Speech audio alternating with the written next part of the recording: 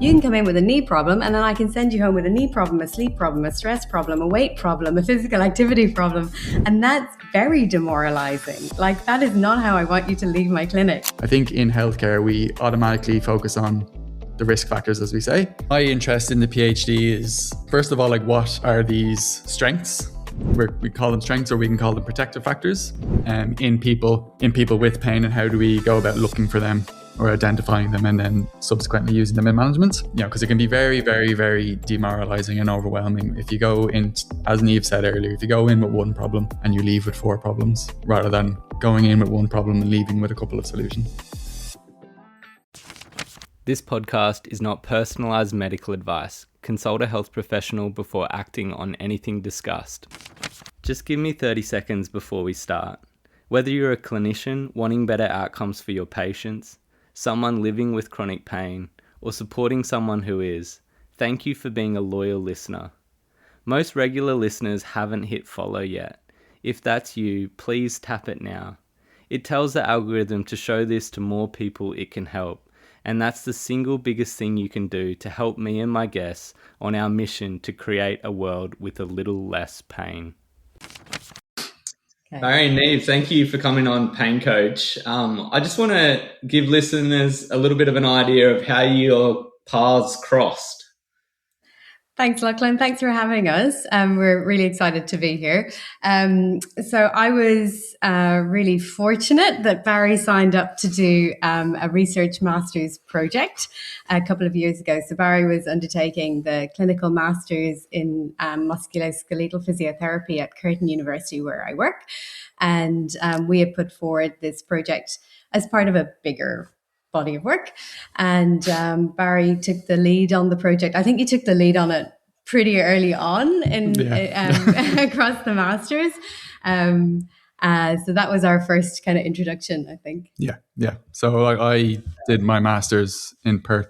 I'm originally from Ireland, moved here 6 years ago, did my masters, and I did my masters to try and develop as a clinician, and then interacted with this project.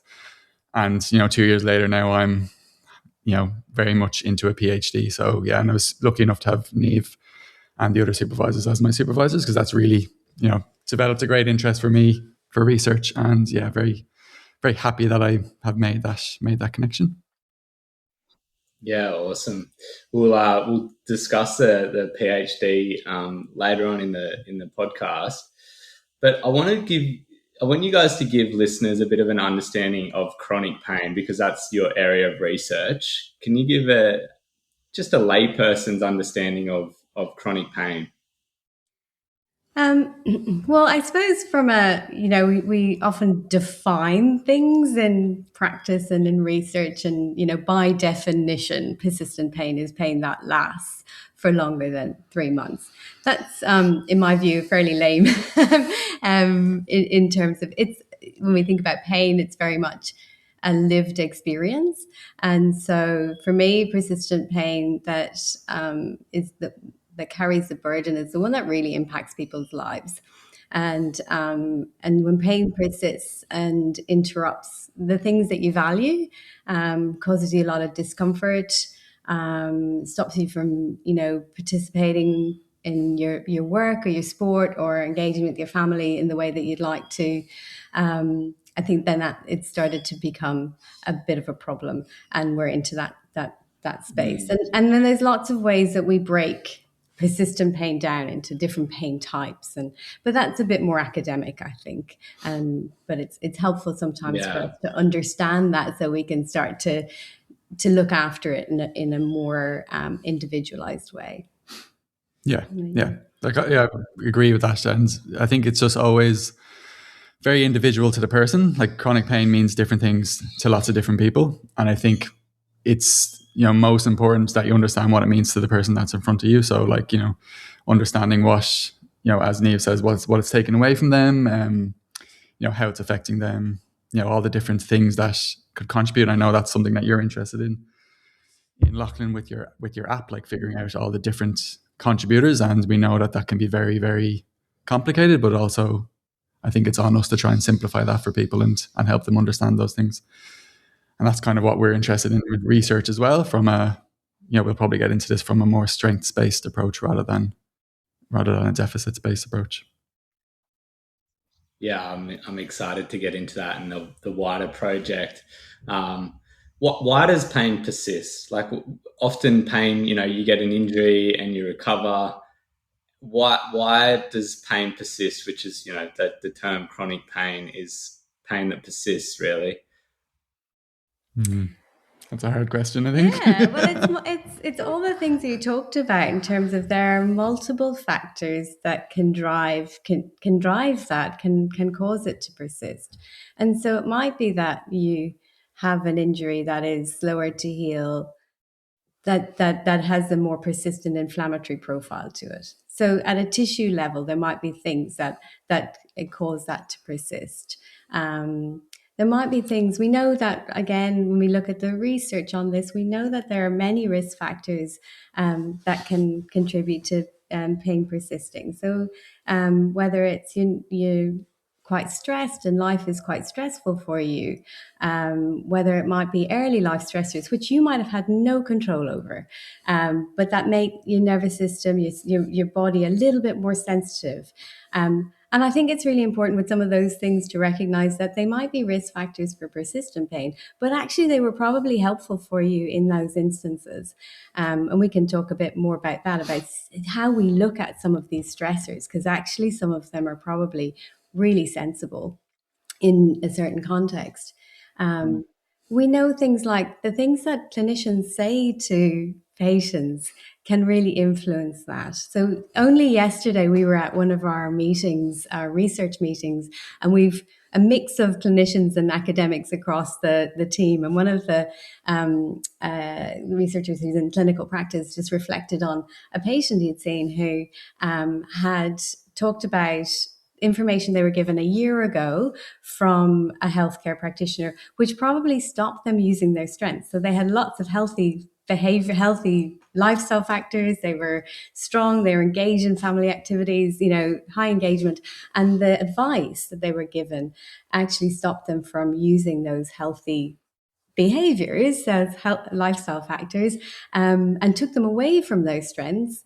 And so the information was some of the influenced their thinking, their understanding of what was going on. And then that influenced them avoiding things that actually could have been helpful. So there's lots of physical factors, psychological, how we think about, how we make sense of our problem, stressors. We know environmental factors are playing. There's more information, I think, about environmental factors that might be playing out in promoting more inflammation or pain sensitivity. So it really is a multitude of factors that can influence persistent pain. Is there anything else? Yeah, well, I think Niamh touched on the environmental factors, but social factors as well. Someone's social circumstances, if they're, it's easy for someone to go out and exercise if they're in a nice, safe neighborhood, whereas, people with, who don't quite have that privilege, it might be harder for them to try and get out of the pain. And those kind of things can be really hard to shift. And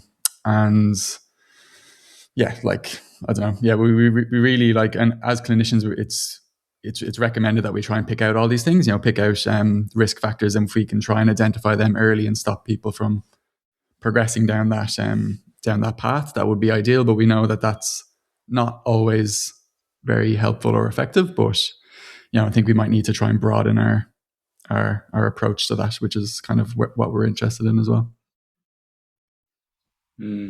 Yeah, so pain is obviously very multifactorial, and when we met, Barry, it was around Pain Coach, the app that I developed, and trying to simplify that into actionable solutions for people, because my own lived experience, it's been kind of complex to try to work out, well, what is actually triggering it, what contributing factors are there. And so it can be a bit daunting knowing that it's multifactorial when you're expecting that there's going to be this one thing that they could fix. And we'll talk more about that. But in clinic, so I work at Managing Pain, which is a persistent pain clinic. The word thrown around is always central sensitization as a mechanism, I guess, that underlines some of these factors that you're discussing. And Niamh, I know that you've done a bit of work on this. So what are some, like, what's a basic understanding of this idea of central sensitization, and what are some signs that people can look out for? You've kind of hit on a little trigger point for me in the sense that it's interesting that that's kind of something that's talked about a lot in your clinic, because central sensitization is a mechanism within our nervous system. And so it's only one, it's only one of those mechanisms. And I guess I guess why is that trigger? I think we've kind of overemphasized these two words. But however, this kind of idea of, if we think about it in lay terms, it's a more sensitive nervous system.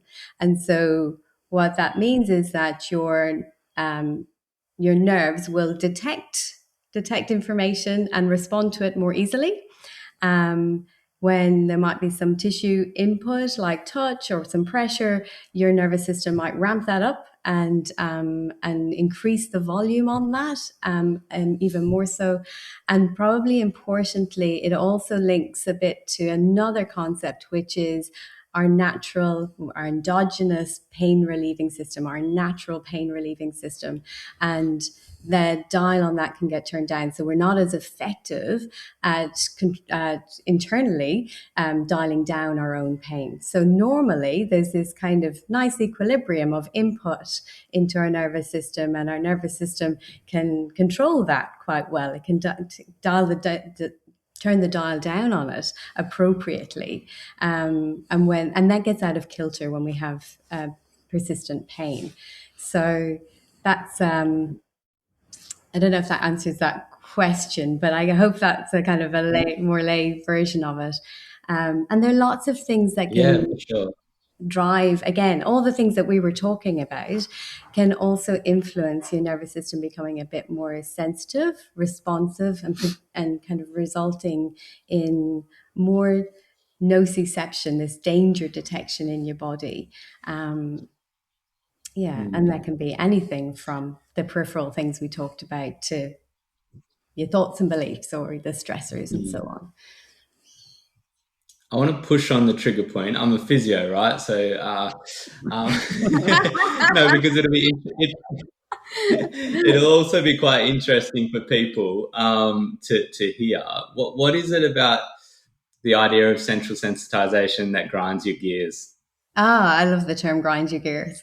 I think, and look, so I've done loads of research in this space. So my PhD, which is 14 or 15 years ago now, that I completed my PhD, looked specifically at sensory testing and heightened sensitivity in people with neck and arm pain.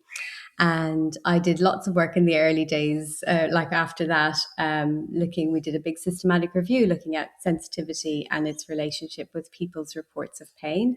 And we also, did lots of work around that. So I've been very invested in that space. I was involved in some papers that were looking at how we identify that in clinical practice. And some of the clinical audience will know that we've kind of landed on this term nociplastic pain as reflective, as that maybe more reflects this kind of more persistent pain type where there's heightened nervous system sensitivity. I think what grinds my gears about it is that it's a very mechanistic term. So it describes mechanisms within the nervous system. And then that's kind of gotten extrapolated out to describe all factors. And I think that's the piece that grinds my gears. I think that's why some of the papers when we talked about central sensitization pain got criticized rightly, because they went, well, that's not the right term because it's a mechanism and you can't have a whole pain type that's kind of predicated on a mechanism. So that's my gears on it. And even the nociplastic pain and so on, like we don't have well-evolved criteria yet. Like, it's an early stage that we're at with that. There's a lot of work to do in that space. And it is only one part of the overall lived experience for people. So it's just the part, it's just the one part thing. Yeah, I guess from a clinic perspective, it's probably not language we'd use with clients that much, but I think it's more just to understand like the different drivers and potential sources for the person's pain. Do you how would someone know? Let's just stick on the central sensitization thing for a second.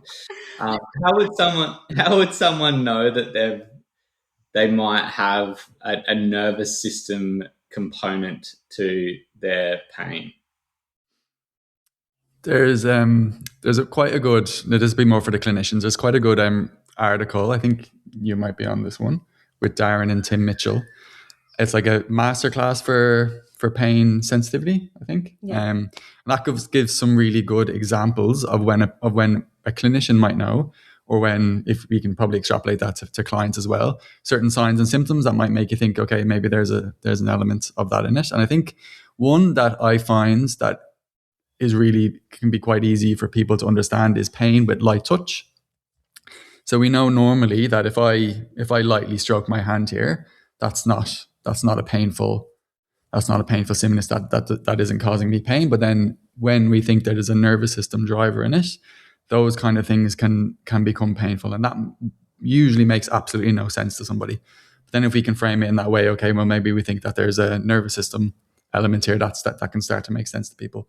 So that would be one example. Or heightened response to cold. Or I think it's even being suggested, like light and certain smells and that kind of stuff can kind of trigger pain for people. So when we're looking at those kind of symptoms, when they're not really quite making sense to what we would normally think about, just your usual response to injury, then that's when we might start thinking that there's a nervous system element to it.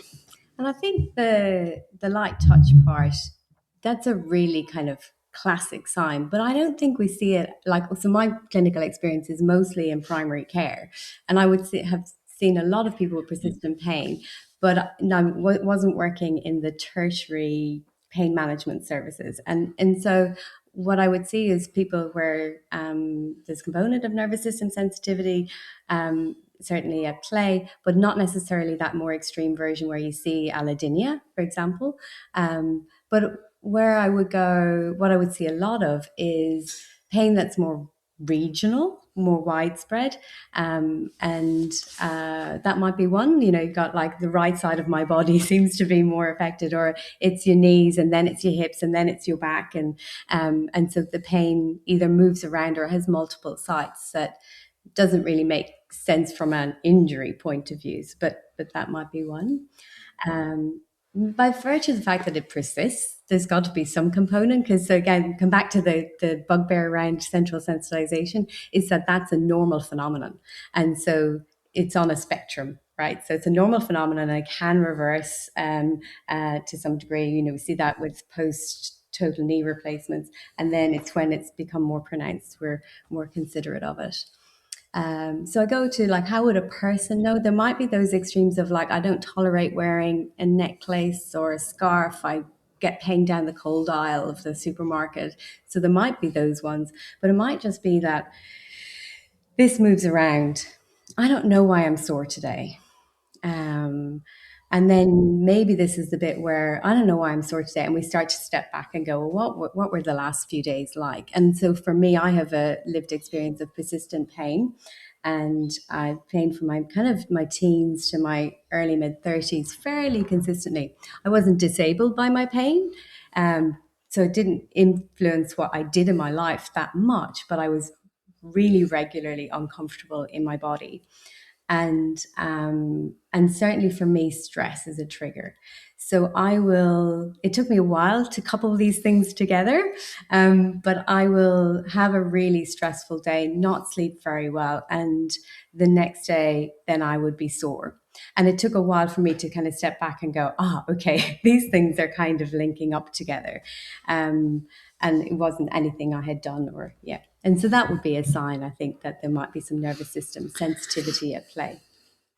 Yeah, no, they're all they're very helpful things, I think, for people to understand and know what to look for, because like we talk about it as clinicians, and as a patient, it can be very confusing if they don't sort of understand the different signs and what we're looking for and why we're looking for that and how that changes the treatment direction and how they can then engage in life again with those different signs, which I guess we'll probably touch on when we discuss a little bit more around your PhD, Barry, in terms of treatment ideas around it. And you've kind of already alluded to it with the multifactorial, whole person kind of approach. But before we go there, Niamh, I'd like to understand the why behind the wider project that you guys are embarking on, what the project is, and why you're setting out to sort of tackle this area. Have you got a few minutes? It's a bit of a story and it's got a few chapters in it. Now, I am Irish, so we do like to tell quite a long story, as my partner is always reminding me. I've kind of set the scene a little bit in that been working in clinical practice for quite some time. I've mixed academic life and working in academia and working in clinic, and I'm somebody with a lived experience of pain, and I've been doing pain research for quite some time. And I think some of this is coming to the fore maybe about 7 or 8 years ago.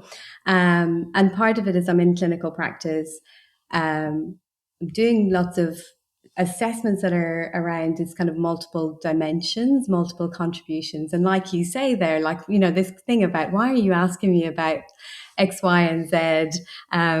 People would come in, I'd get them to fill in an Arebro, a short sleep questionnaire and a short physical activity questionnaire as part of the intake, and then we'd start these conversations. So we started looking at things broadly, and I was saying, I'm really interested in whether you sleep, and they're like, that's got nothing to do with my pain. And I was like, I'm still interested because of it can really influence healing, and it's important in pain, and that's why we ask those questions. But I was increasingly conscious that as we're starting to ask these questions and have conversations around different contributors, that can become really overwhelming. And so I was really realizing in very lived experience terms, of having to pull back a little bit and be careful not to overwhelm, because you can come in with a knee problem and then I can send you home with a knee problem, a sleep problem, a stress problem, a weight problem, a physical activity problem. And that's very demoralizing. That is not how I want you to leave my clinic. And so the flip of that, of course, is that if we look at these things, there are options. And I had really tuned into, Julie Redfern had done this study in cardiovascular health about pick one thing. So there's all these risk factors for, if you have a heart attack, all these risk factors for you having another heart attack. And she'd done this study of looking at, if you try and change everything or if you change one thing, and that piece around changing one thing, people had better outcomes. So I was having that narrative around with people going, okay, there's a lot here, but let's think about one thing. And so I was conscious about the overwhelm. I was using some of that persistent pain training that I'd had in terms of, I'd done a lot of work around acceptance and commitment therapy. And that's about tuning into your values and committing to action around that. Some motivational interviewing. What have you done in the past that's got you over this? That time sounds like that was quite hard, tuning into what their own strengths. Lots of things had knowledge around some of the work that David Butler and Lorimer Mosley were bringing to play around danger in me and safety in me. They were talking about that. So I was bringing that into conversations around what's good here too, as well as what are the dangers in me. And I'm not sure I used those terms, but that was the flavoring in the clinic. So that's one thing that's going on in my brain. around that time, and this is how I know this was in 2020 because we wrote this paper in lockdown. Martin Raby, who's one of the researchers on this team, we had a clinic together, and we talked about this paper around allostasis. And we wrote this paper called "I Don't Know Why I've Got This Pain," was the first title, and it was allostatic load as an explanatory model. And we had talked about this for ages. Lots of people come into clinic, and they can tell you what happened and what the kind of sequence of events was. Lots of people come into clinic and they go, I don't know why I've got this pain. There's no specific mechanism of injury. It's not one thing in particular. And allostatic load relates to stress load. It's the accumulation of stressors in your body and how that can lead to physiological changes in your body that are more sensitive, so that sensitive nervous system piece, and more pro-inflammatory. So you're more likely to have a kind of a low level of inflammation in your body in response to all of these stressors that come together. And it's linked to, it can reach a point where it's overload, and then that can link to lots of chronic illnesses. It's not just persistent pain, but that can lead into lots of chronic inflammatory disorders or metabolic disorders like diabetes and things like rheumatoid arthritis often has a stress component to its onset. So there are lots of conditions where this can be the effect. So one of the pieces in that paper was about framing that. And then we looked at lots of literature that pulled together the risk factors. So why does this happen? And much of that conversation was around psychological stressors and early life stressors, so adverse childhood events in particular. And then there was physical stressors as well. So, if you're time zoned, if you're working across different time zones, jet lag, high physical stress, either in your work or maybe it's a performance thing. And I had a moment when we were towards the end of the paper when we wrote it, where I went, oh my goodness, that's me. And it was really confronting. And I felt really quite low for probably a week or two, because I was like, I have not all of these risk factors, but I have quite a lot of these risk factors, particularly around early childhood stressful life, and feeling like, I felt like the injustice of it, like I didn't have control of that, like that's just, stuff that happened. And then it was like, I started catastrophizing and predicting forwards and going like, oh, I'm going to be terrible. I'm not going to be able to go out and do my hill walking in my 60s and whatever that I want to do. And it took me a week or two to come back to, hang on, Niamh, you're healthy. And actually you've recovered from having persistent pain to really not having much pain at all. Not more than, I would say I have the normal ebbs and flows of life now. And so I started writing. I remember sitting on a beach. I was living in Guernsey. I remember sitting on a beach with a piece. I used to do a bit of journaling, sitting there and started writing what the things that kept me healthy were. And it was interesting because I didn't go mental fortitude and whatever, and I'm really fit. And what I wrote, I love my feet in the sand. I like running in woods. It was really simple things. I have really good friends. I have people who love me. I have people I love. And it started growing, and then it did get back to some physio things, and, being a bit, I guess, being a physio was a strength, and that put me in a healthcare context. It gave me a stable income. It allowed me to go and get therapy for the things that I had to deal with. But having a stable income allowed me to do that. I worked in persistent pain, so I worked closely with psychologists, so it destigmatized me being able to go and get care. I had friends who talked openly about their feelings, which 20 years ago, might not have been quite. I was really lucky because not everybody did. I think we're more open now. So those things, lots of those things were there.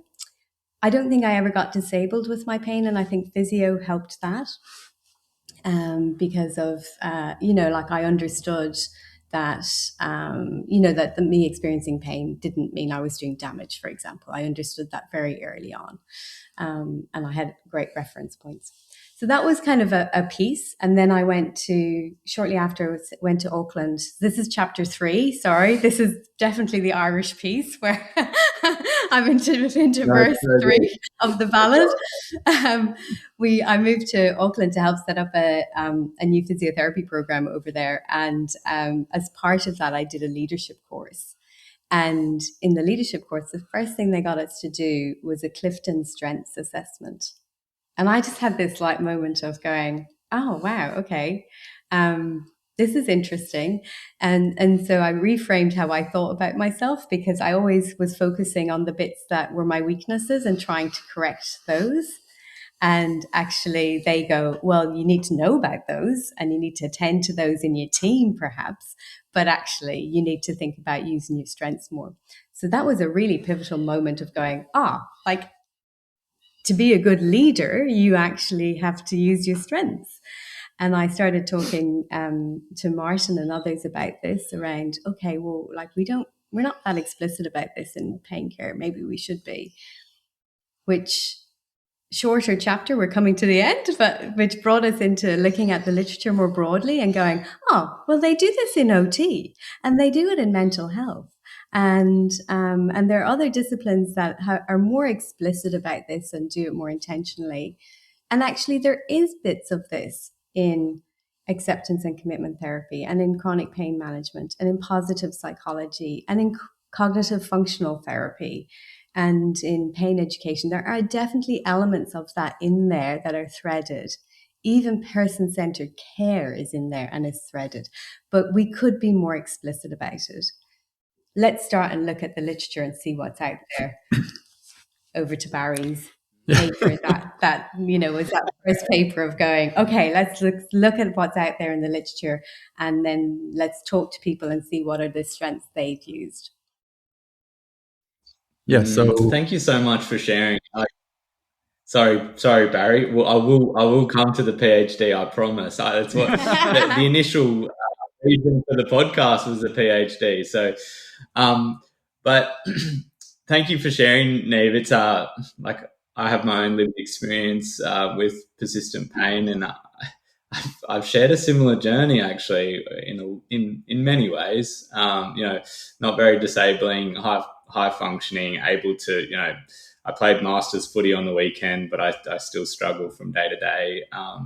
And yeah, I actually came to this point where I was like, was it helpful to learn about pain science for me? Was it actually that protective or was it problematic? And I'm sure there's other people, clinicians out there that, might share that story as well. But thank you for being vulnerable, because it adds so much to the work that you do, honestly. That clinical experience, you're not just a researcher, but also the lived experience. So I love the direction.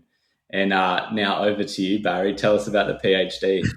Yeah, so my interest in the PhD is, first of all, like, what are these strengths? We call them strengths, or we can call them protective factors in people with pain, and how do we go about looking for them or identifying them and then subsequently using them in management.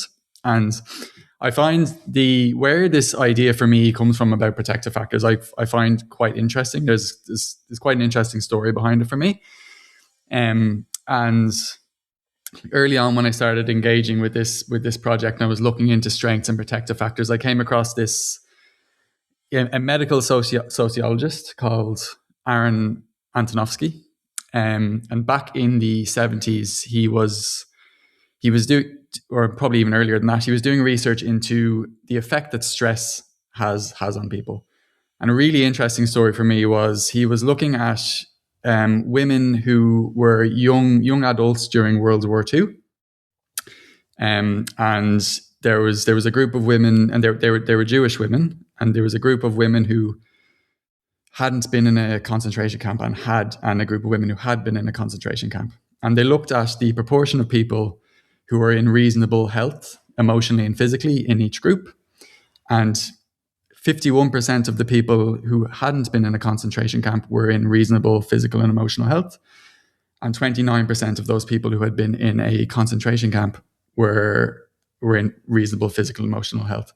Now, obviously, we normally would look at, okay, wow, 71% of these people are not doing very well. And that kind of reflects, us as a society, but also healthcare. We kind of do focus on those things.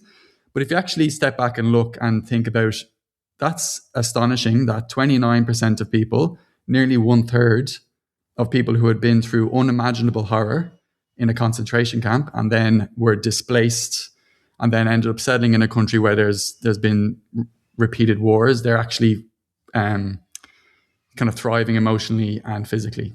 And that kind of led him down this path of, okay, what is it about these people? There must be something about these people that's helping them, get through that hardship and be thriving. So he kind of started looking into and developed this model called the Salutogenic model of health. And that basically means like, what are the origins of health, or what makes people healthy?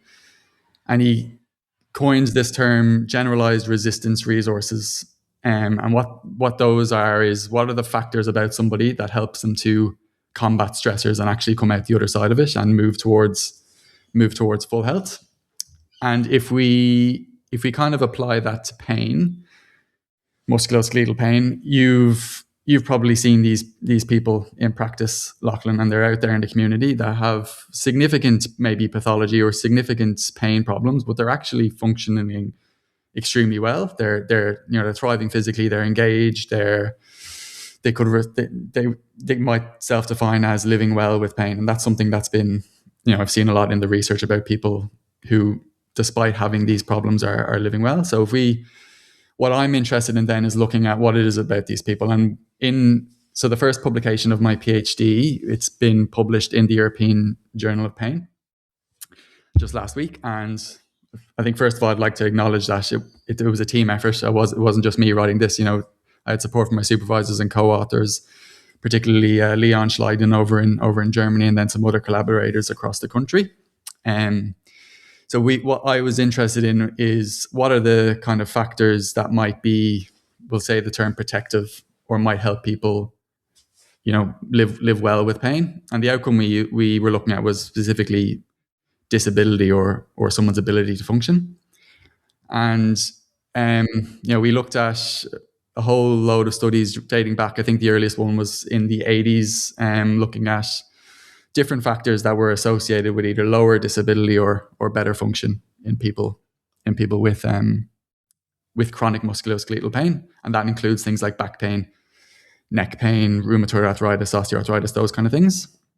And we identified 79 studies. So there was a lot of data to look at and go through and amalgamate. And the results that came out were, like, if we haven't really mentioned yet the biopsychosocial model. I'm not sure if people listening, I'm sure clinicians will be familiar with that, but maybe clients listening to this may not be familiar with that term. But really what that means is, when we speak of pain, we recognize that there's biological factors that can contribute to it. There can be psychological factors, like Niamh mentioned before, like low mood, stress, those kind of things.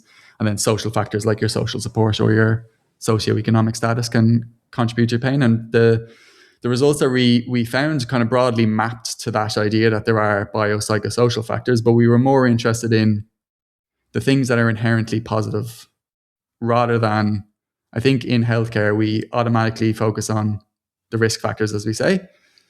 And when we think about protective factors, I must admit that when I interacted with this project, first of all, when I thought about protective factors, I was like, oh, well, that's just going to be the opposite of risk factors.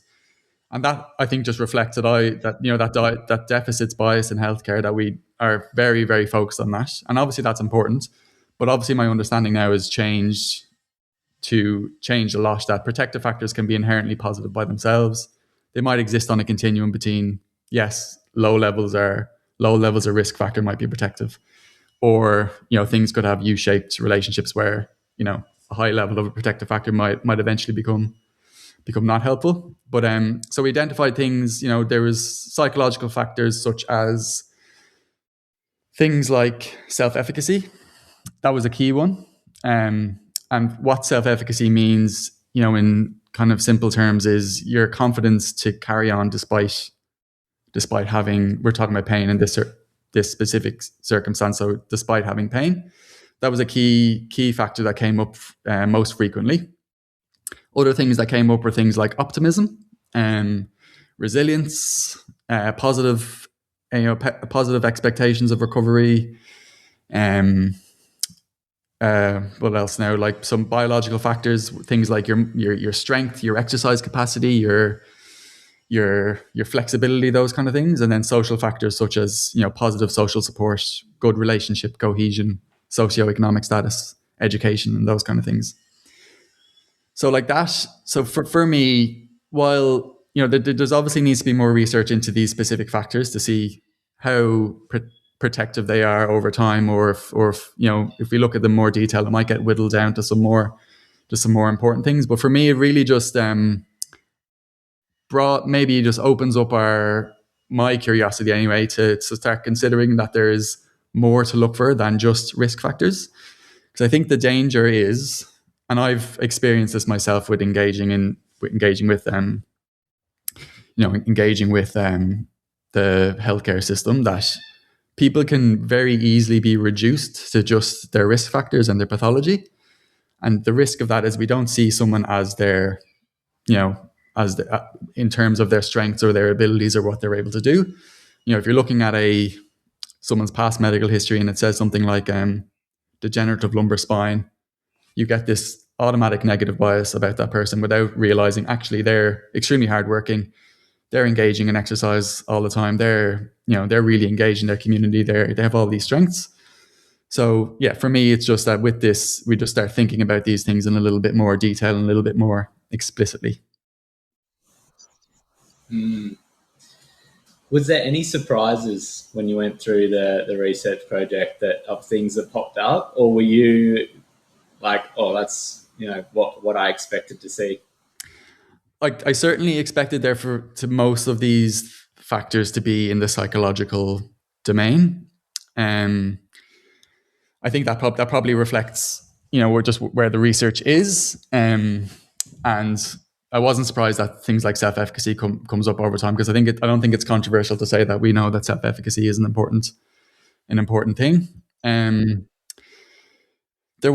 was potentially expecting some more physical things to come up, like muscle strength came up maybe once or twice. I was surprised that hadn't been, and maybe that just reflects me as a physio. That's what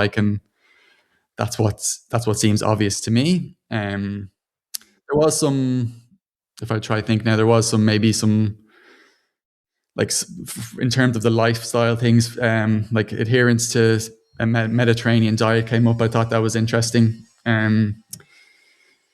Things like physical activity came up, which I wasn't surprised about. We know that physical activity is helpful, but I think just the kind of overwhelming focus on psychological factors was probably important, or noticeable for me. Can I add something to that Absolutely. as well?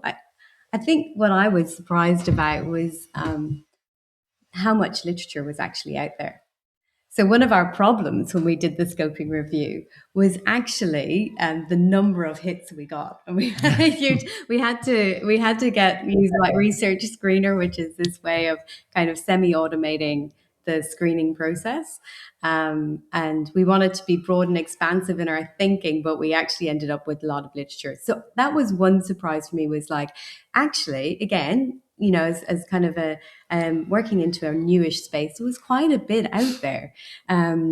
We can't say for sure it's a scoping review, so that's really inclusive. It doesn't whittle things down to go, this is the most important factor, because we didn't look at the balance of what's contributing and what's negative. Like, we didn't look at that. We just looked at anything that had a positive association.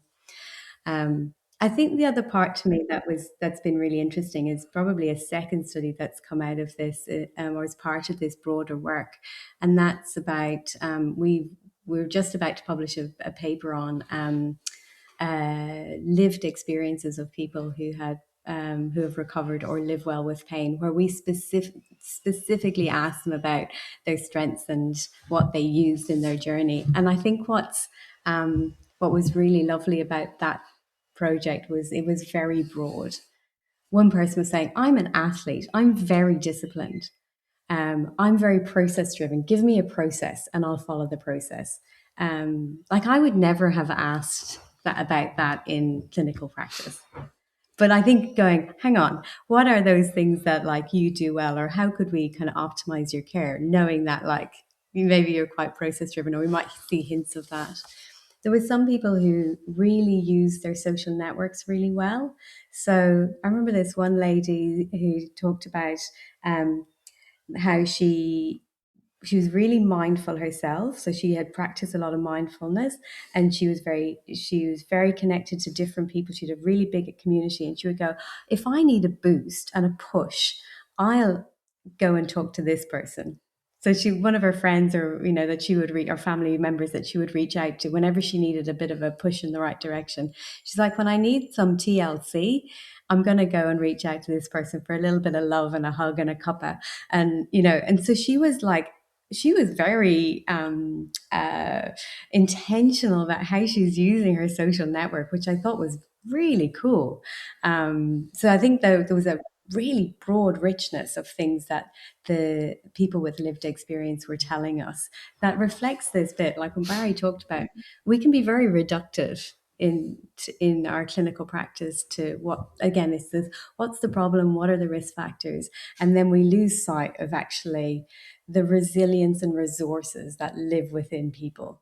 The 29% of people that have been through horrors and can come out the other side and live really well. And I find that really inspiring to know that like people can really thrive through all of this.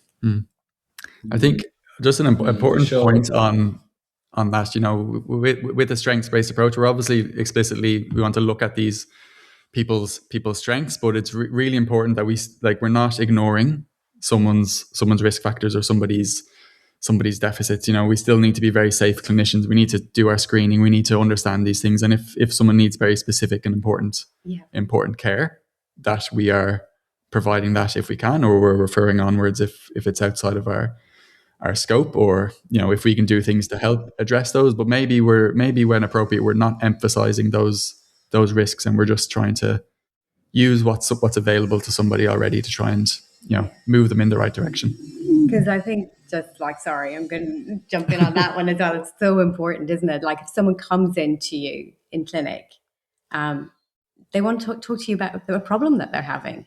So how invalidating would that be if we just go to, oh yeah, but this is great and this is great and this is great. Like that is not something that we are advocating at all. But we still need to engage in really good clinical care that listens to what the person's telling us, understands their problems, understands their concerns, triages them properly, assesses them properly, so we're safe in our clinical practice and appropriate. And can we enrich this by understanding there's a whole person that sits with it? Mm-hmm. Yeah, I'm glad you addressed that. I was actually about to just raise that as like one of my. I love the project. I think it's amazing, and I think I love the wider project, and I'll be watching this space as they come through. But my concern was exactly that, because like patients that come and see you, they want validation, because many times they feel like they've been invalidated by healthcare professionals, and I just wondered whether this would lean into sort of like that toxic positivity where they're coming in like there's something wrong with me, and you're like, no, everything's definitely don't want to do that. It's really and in fact the people with lived experience told us that as well. So we had this one piece that was the allure of the deficits model, and it's just a fundamental, I need to understand what's going on with me. And that's fundamental to anything in terms of making sense of pain, and where that kind of balance is making sense of pain, and whether there's a bit of pain neuroscience in there, who knows, that might be part of that. But it's that's actually really important. But it's also we have to be safe as clinicians. Totally. Barry, why did you choose disability? I'm disappointed, to be honest. The reason being is because, I feel like, and fortunately, and I'm very grateful for this, like function's not a problem for me, right? I can do a lot of things. but I would love to feel less pain. And I have these conversations a lot because kind of every now and then on LinkedIn, a clinician will say like, "Oh, we need to move away from a pain focus, and we need to worry about function." And I go, well, why don't we just let the patient decipher what their goal is, whether it's function or pain? Because for me, function's not important. It's about pain. Anyway, why did you choose to look at disability and not pain? Yeah, well, kind of as Niamh alluded to, we initially, when we were doing this, like our search strategies, we wanted to include multiple outcomes, and pain intensity was one of them. Disability, physical function, and then maybe even some kind of health related quality of life. But as Niamh said, we were surprised by the amount of literature out there. So it would like really from a feasibility point of view, we did have to kind of narrow the focus down a little bit, and that was on to pain intensity and not pain intensity, disability and physical function. And I suppose it kind of does, like, I completely understand what you're saying. There is that narrative around about, what do people want to get their lives back rather than, reduce pain. But that's, as you've just said, people often do want to just reduce their pain, and they're already functioning very well. So yeah, it was kind of a feasibility point, kind of thing, and but it's coming. Yes, yeah. Spoiler alert! It's coming. Spoiler alert! Yeah. So watch this space because there is more work. Yes. So yeah, it's in process. Yeah. The pain intensity part is in process. Yeah. Because I'm with you. I have that same experience where disability wasn't the factor, but pain was. And I think for a long time in research anyway, well, disability seems to be where we can change. So that's probably part of that driver, right? That seems to be more accessible to change than pain intensity itself is. And so, but I also would encourage your audience to understand that while we can't promise you can change pain, it is possible, because I'm somebody who's gone from having regular pain and to not having much pain at all in the last kind of 10-15 years.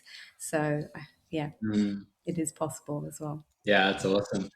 I feel like I need to get you back on, Niamh, for part 2, just hearing your story and your sort of personal journey through it all. I think that would be very, very helpful. And selfishly, I don't do this for anyone, to be quite honest. Hopefully people will start to tune in and listen, but really it's an excuse to sit down with people that potentially wouldn't sit down with me if it wasn't for the podcast angle. Tell me a little bit more about the wider project and what your vision of where you want to go with it, some of the projects that potentially might come out of this, or some that are already underway, and how people sort of stay in tune with what's going on. Do you want to talk about your PhD part first, and then I'll talk about the broader project? Okay. So with my PhD, as I mentioned, I'm interested in how we assess someone's strength. So that's kind of where I'll be going with it. And I obviously the scoping review is the first part of that, to just kind of figure out what are the strengths, or what are the potential strengths. And then, moving on to, discussing with clinicians how they might use strengths, or assess strengths, or what a strengths-based approach means to clinicians there, or, how they go about using strengths, assessing strengths, if they do assess strengths, or what are their perceived barriers or facilitators of implementing strengths-based approaches. And then hopefully leading on to developing some sort of assessment method that, clinicians can try and use to actually try and pick out, okay, Lachlan comes in to see, he's coming in to see me. What are the strengths that I can maybe kind of hop onto or leverage in the management, and then that kind of will probably leads on to the kind of the wider project as to how, you've identified someone's strengths. Great. Then what are you going to do? What do you actually do with those strengths? So that kind of leads on to, I suppose, Dr. Martin Raby's work and Niamh's work. So the broader project, I guess, this we've already alluded to a couple of the other studies that are in it. Barry's work and the other part of that scoping review on the pain intensity, they're really in that information gathering phase. So we kind of go through these different phases in research where we go information gathering, let's pull together what we know today. So we've done that from the literature, and then we've got the lived experience of people with pain. And then we're working on looking at people who've got positive pain trajectories. So those people who really haven't had much pain at all, or have recovered. And so we've got some lived experience, qualitative studies. We've interviewed those people. Martin's got working on the positive pain trajectories from large cohorts. So these are, there's a cohort study here in Perth. So for kind of a general audience, a cohort study is basically taking a large population of people and studying them over time.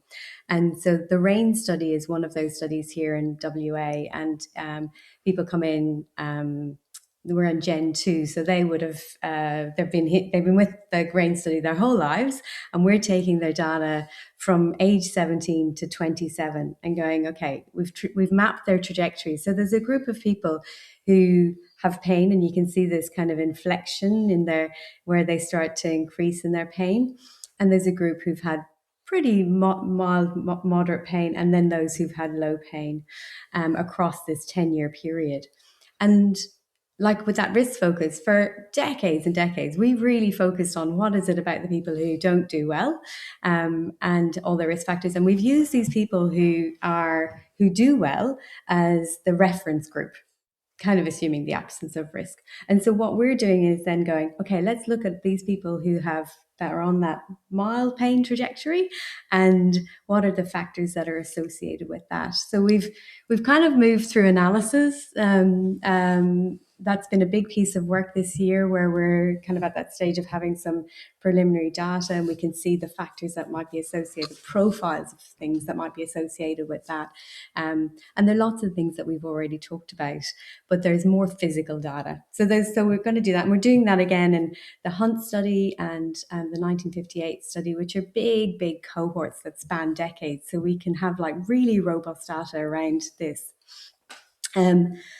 We want to build, we're doing some work with clinicians going, what do you understand about strengths and how do you do it? So there's some work with the clinicians, developing a framework for assessment.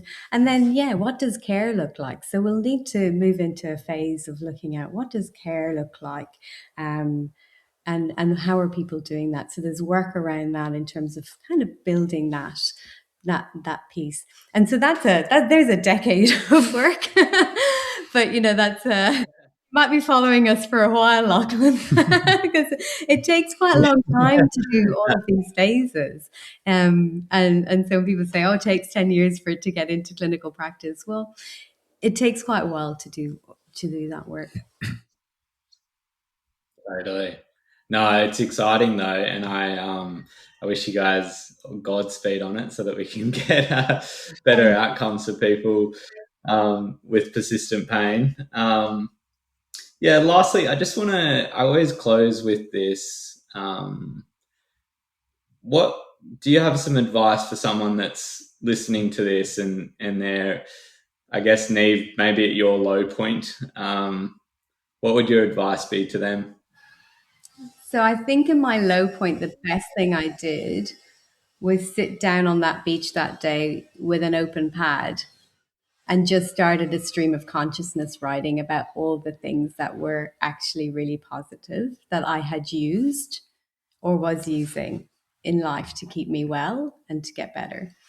And we've often talked about this in terms of, like, if I said to you, what are your strengths, Lachlan? You might go, oh. But if you start going, okay, well, if that's hard, that might be something people do because that might anchor them into that. And then, but you might go, well, you've overcome X, you've been through a bereavement, or you've worked hard at that exam and you got through it. What is it about you that got you through that? So you kind of lean into your own mastery. not in an egotistical, I'm amazing kind of way, but just in a like, you know what, I do some good stuff here. Like I do have some skills, knowledge, resources inside of me. And so I think the first thing I would say to a listener would be, maybe that's a good place to connect, and then go, am I using that? Am I using that to the best of my ability? Is there more here I could use? And sometimes we talk about de-stress, for me, de-stressing part. So stress sensitivity was something that's really big for me. And and you can go, well, I need to take things out of my life to de-stress. Actually, what I need to do is go for a bike ride with one of my girlfriends. Like that is one of my best things, or sit on the beach and go for a swim, or, those kinds of things were the things I need to put something in that helps me de-stress. So I would, big pad, stream of consciousness. Are you using some of that stuff? Is there more good stuff, more gold here that you could tap into? Awesome advice. What about you, Barry?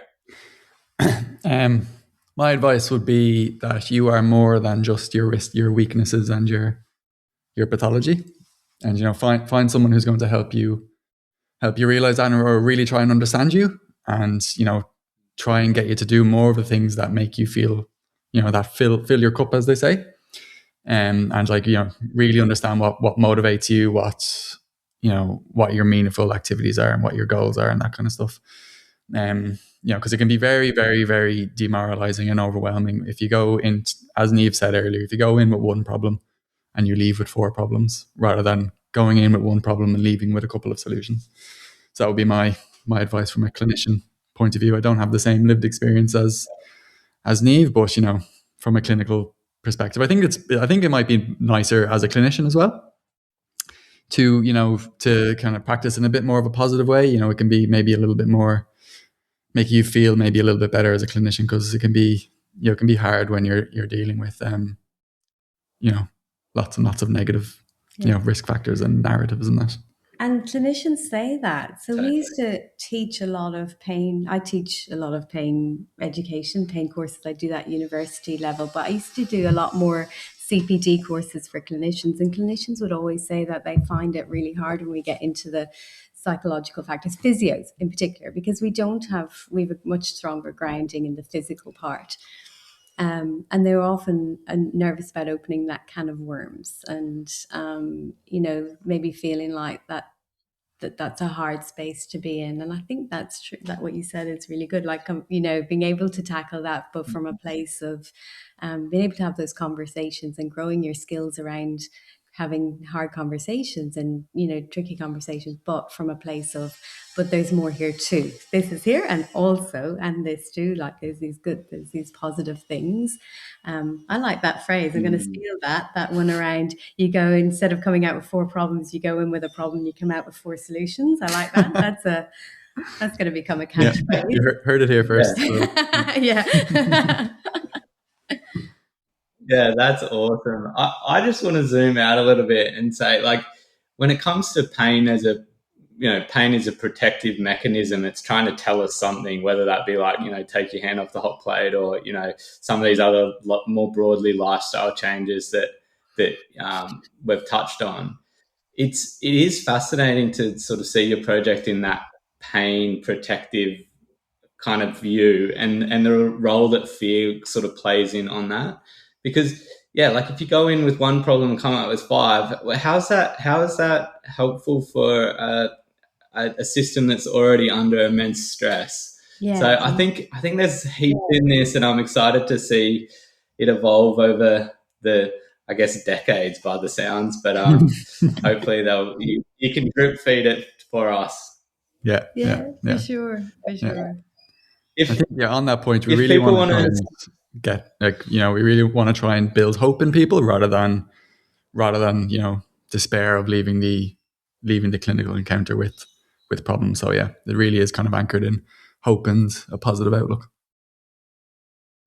That's awesome. So many people are looking for that. So that's epic. If people want to follow along, where do they go? What do they look at? Is there links? Is there how do they keep track of what you guys are doing? Yeah. Well, I deleted my Instagram recently because what wasn't one of those things that was filling my cup. But I'm on LinkedIn. I know that's not very, patients probably aren't on LinkedIn looking for these stuff. Or from a clinician point of view, I try and post some strengths-based stuff every now and again, and post some research. Niamh, I know you're on LinkedIn as well. Yeah, I'm on LinkedIn and X. So Dr. Niamh Moloney on X. You'll find some. I'll start sharing some more there. I've withdrawn a little bit, but I can re-engage. I think it's important to share this, and maybe we'll look at that as a way of trying to share a little bit more as the journey goes. Yeah, awesome. Well, thank you guys so much for coming on, and I'm keen to get you back when some of these things develop. Yeah. Thanks so much for having us. It's been really fun to chat to you about it. Really excited about the project, and thanks for sharing our story to other people as well. Yeah, appreciate it. Thanks for taking the time.